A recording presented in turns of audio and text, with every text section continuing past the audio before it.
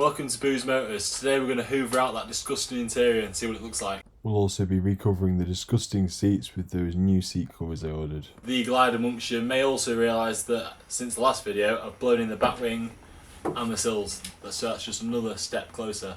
Anyway, let's get that interior stripped out, cleaned and back together.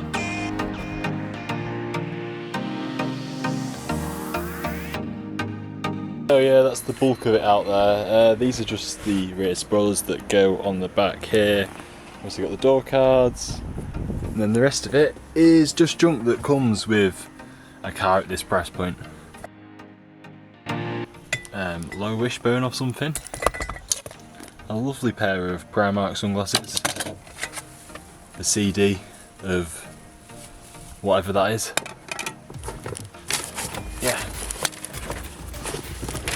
Lovely. I think this is going to take a lot of work.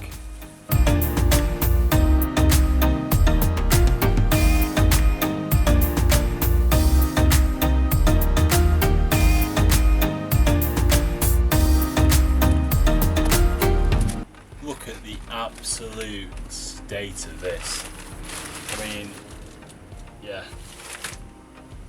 I don't even know where to start. There's bits missing from the dash. I can see some of it. See that some bits missing. Yeah, let's take a closer look. We've got some Swizzles Bite My Tongue candy. I don't think I've ever heard that before. An old unleaded petrol receipt from August 2013. It was filled up in Huyton. I think that's near Liverpool. Game Boy game. Lloyd's birthday party. If Lloyd's out there, comment below if you call Lloyd. ECU's down there. It's plugged in but it's all loose. Needs fixing. We've got a bush. God knows what that's for. It's great, isn't it? Renault 6. Yeah, nothing else really too interesting to find here other than an old Seconda watch.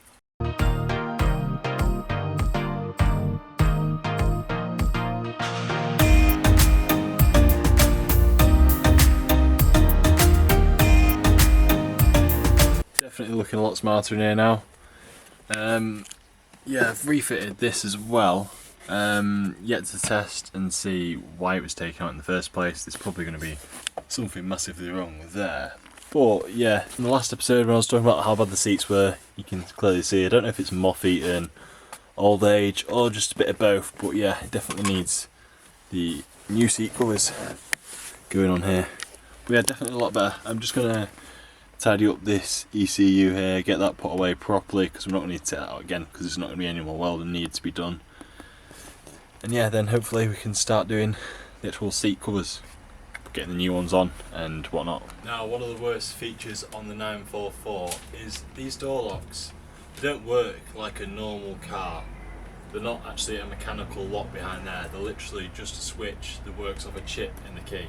So if you listen carefully, you can actually unlock it and relock it without putting the key all the way in.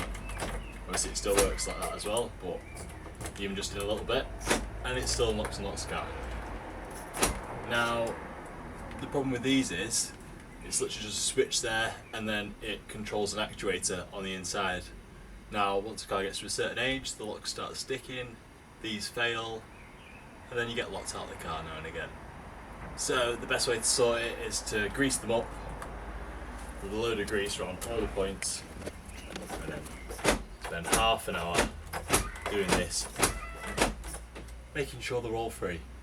Once I'm happy that these locks are freed off and working properly, I'm then going to sort out the electric windows and electric mirrors just to double check that they are still working. Once that's done, I'm then going to put the door cards on, put the speakers back in. Right, so electric windows, passenger side working. Probably can hear that. Driver's side is not, but I can hear the actuator clicking, so the switch is definitely working. I then thought it might be quite a smart idea to remove all the paper off the window just to free it up that little bit more. Yeah, it's never as simple as just removing the tape. I'm going to do some more digging. The switch is actually working perfectly. We put the both in here. This is the lead that goes to the motor. If we put the thing down there, minus 12.58 volts, up, and we go to positive 12.58 volts. Time to break out the big mallet, I think.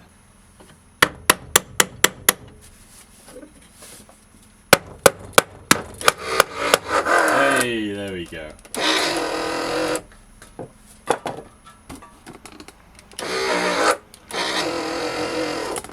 It's going to need a lot of greasing up, but that is an absolute start. Time to get the door card back on. These door cards are very simple, it's just a case of pushing them on some pop tabs and then a few retaining screws to hold them in. Now, when I was putting this door back on, I did realise I was missing quite a few screws, unfortunately. I will order some new ones for that. Right, now the handle on the other side is loose, so we also need to look at that.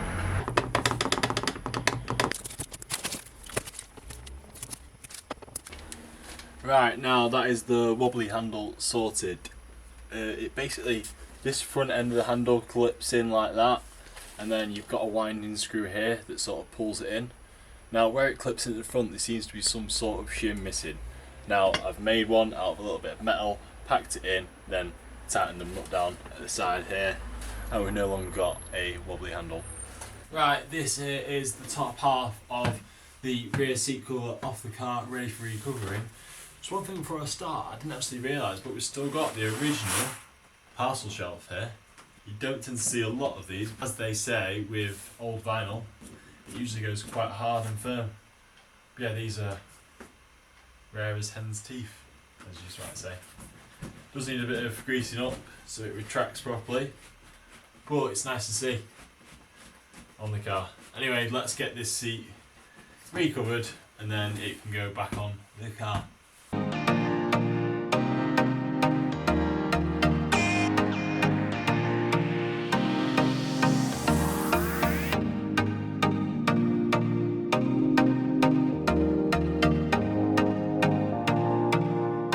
Was a lot more difficult than I thought. There was just 2 hidden screws also in there, and then this just pops.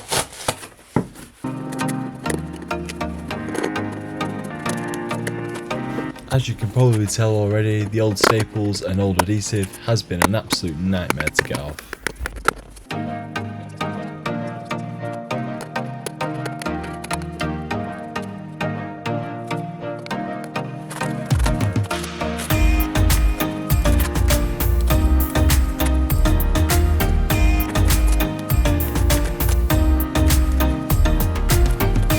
It was then just a simple case of gluing, stretching and stapling into position. Trying my hardest to remove all the creases, but at the end of the day I'm no professional. Following this, I refitted the seat to keep it safe. Right, it's going to be a little bit different with the base of the back seat. It's not actually wood back, it's like ply like the other one was, it's full foam. Now, it's like sort of like a, I don't know if you can see on the camera there, but it's like a thicker foam and then the thinner foam. Still need to cut that out there, but we'll sort that out in a minute. So, because it's not going to staple very well, I'm going to have to make sure it's glued properly. But I can't use too much glue because the leather itself is perforated. I probably should have looked into that before committing to these specific seats, because you could get a solid insert one, which might have actually been better for this purpose. Anyway, got some glue. I'm going to start the centre section and work my way out to the edges and hopefully get rid of most of the creases. If you look very closely, you'll see some strings around the central armrest. Those are there to help pull in the crevices. I also made the decision to leave some of the old seat cover on due to the foam disintegrating. Once glued, I pulled it as tight as I could and then stapled down. Right, let's start this disgusting driver's seat. I think the plan of action with this one is to try and split it into 2 halves. I'm guessing there's a few panels here. I'm going to have to unscrew. I might have to disconnect some of the electrics and then the motor underneath as well. Anyway, let's get cracking. Just like I expected, bolts holding the 2 halves of the seat together were hidden behind that panel. And then that just lifts off there like that. Now, I think these seats should be fairly easy to do. It's just an insert there that goes in. The only thing I'm slightly worried about is this patch of foam here, which is quite deteriorated. Now, if I compare it to the new one, The new one is quite heavily foam backed in that area, so I don't know if that's to protect it from future wear. But I'm going to trail fit them and then I'm going to see how it looks, but we may need to pack some foam in there to make the seat look right. Obviously these seats need to look better than the back because they are the front seats, they are the main focal point of the interior.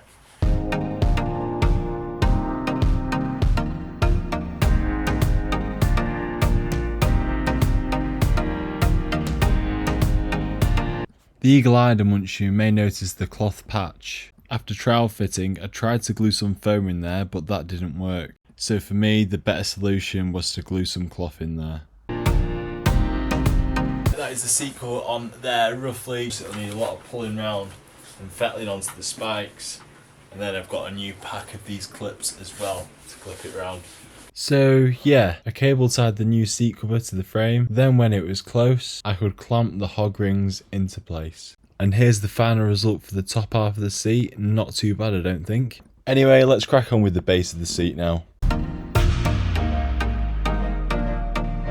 Right, that is the seat there, all cable tied down as per instructions. We've got one wire cable here running down, and then 4 cable ties running down holding that in place. We've got one at the back that we saw in the first time lapse, and then they're just held in there underneath there and there.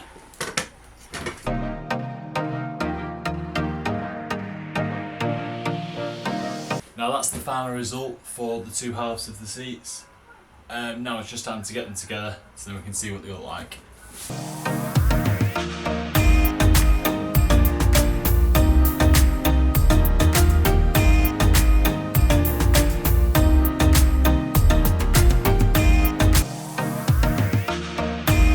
It's always nerve-wracking cutting into new leather, but all it takes is a steady hand.